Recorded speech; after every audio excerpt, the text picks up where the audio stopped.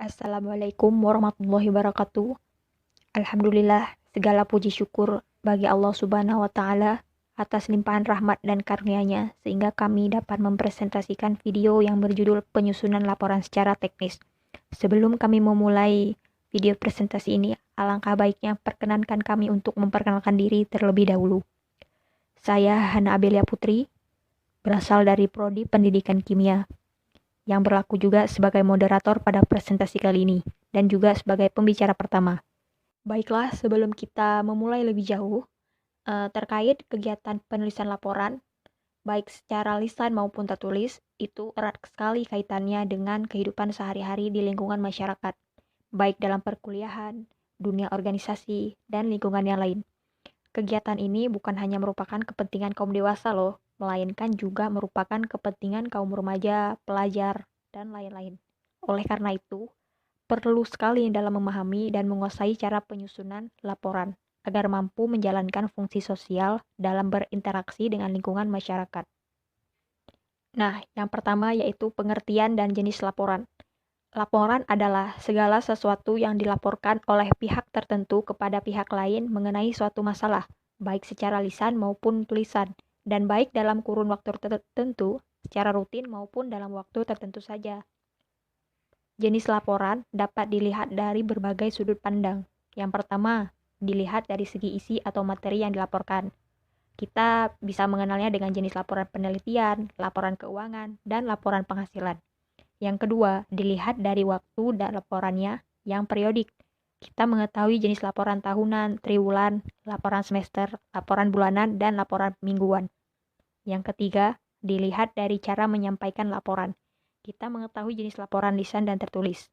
Yang keempat, dilihat dari jenis bentuk pelaksanaan suatu kegiatan, yang kita kenal sebagai laporan kegiatan tertentu, dan laporan peringatan kemerdekaan Republik Indonesia, laporan kegiatan wisuda.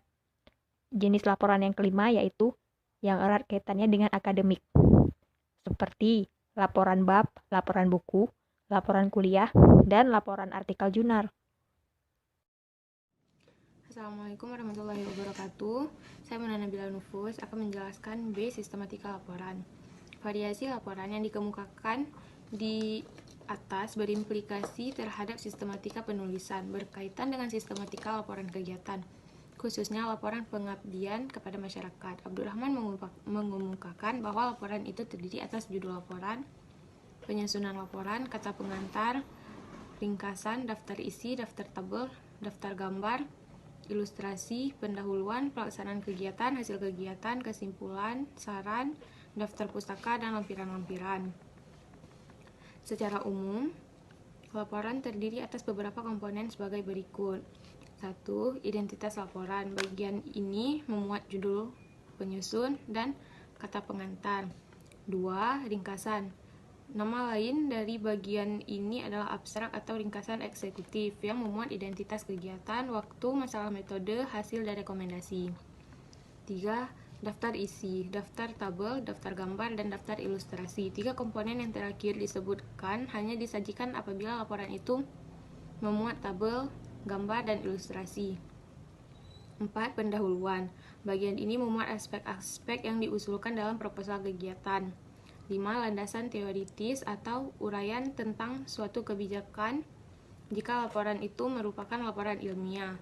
Bagian ini disebut landasan teoritis apabila laporan itu berupa kegiatan. Bagian ini memuat tentang suatu kebijakan. 6. Metode atau pelaksanaan kegiatan. Bagian ini menguraikan mekanisme dan prosedur penelitian atau kegiatan itu dilaksanakan. 7. Hasil kegiatan. 8. Kesimpulan dan saran atau rekomendasi atau tindak lanjut. 10. Daftar pustaka. 11. Lampiran-lampiran. Pada umumnya, suatu institusi atau proyek memiliki sistematika yang harus diikuti oleh unit-unit atau khalayak yang ada di bawah institusi tersebut. Dalam konteks ini, sistematika itulah yang perlu diikuti oleh penyusun laporan. Kemudian C. Menulis laporan efektif. Salah satu bentuk komunikasi adalah laporan tertulis. setiap bagian atau departemen perlu melaporkan segala aktivitasnya pada manajemen agar dapat tercipta kecepatan arus informasi untuk memudahkan pengambilan keputusan. Laporan digunakan sebagai dasar perencanaan, pengendalian, pengaturan tugas, menggerakkan sumber daya, pengambilan keputusan agar dapat menyusun laporan yang baik dan efektif. Perlu dipersiapkan dengan matang. Hal-hal yang perlu dilakukan adalah sebagai berikut.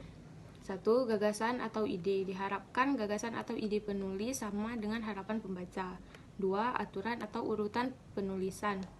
Mengikuti struktur dan kaidah bahasa Indonesia sehingga mudah dipahami. 3. Peranan bahasa yang meliputi gaya bahasa, ejaan, tanda baca, kata, kalimat, dan alenia. 4. Penyajian laporan yang di dalamnya meliputi tata letak spasi, margin, nomor, dan judul. 5. Assalamualaikum warahmatullahi wabarakatuh. Perkenalkan, saya Maisi Andriani dari Prodi Pendidikan Kesejahteraan Keluarga. Saya akan menjelaskan poin D, langkah-langkah menulis laporan, yaitu 1. Mempersiapkan poin-poin laporan, yaitu menentukan tujuan laporan, data, dan pembaca. Yang kedua, menentukan struktur laporan, yaitu seleksi data, pengelompokan topik bahasan. Yang ketiga, menulis dan menyajikan dengan bahasa yang dimengerti pembaca. Yang keempat, menyempurnakan, memeriksa, dan membaca kembali laporan yang telah dibuat. Yang kelima, sebagai alat komunikasi dan informasi, yaitu isinya harus singkat, tepat, dan jelas. Dengan demikian, semua pihak yang terlibat dapat memanfaatkan laporan tersebut dengan optimal. Selanjutnya, poin F, tujuan dan manfaat laporan teknis.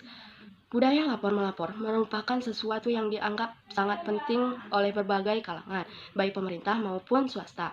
Tujuannya adalah agar pelaksanaan tugas dapat segera diketahui oleh pihak yang menanganinya. Selanjutnya, manfaat dari penyusunan laporan teknis yaitu 1. Memberi keterangan, baik kepada atasan maupun pihak yang harus mengetahui kegiatan tersebut. Kedua, memulai suatu kegiatan, yaitu mencantumkan uraian segala sesuatu yang berkenan dengan tugas yang akan dilaksanakan. 3. Mengkoordinasi suatu kegiatan, yaitu berisi segala sesuatu peraturan dan penempatan sesuatu pada tempatnya, susunannya, dan keadaannya secara wajar. Keempat, yaitu merekam kegiatan pelaksanaan, yaitu dapat dibedakan atas laporan kemajuan dan laporan akhir.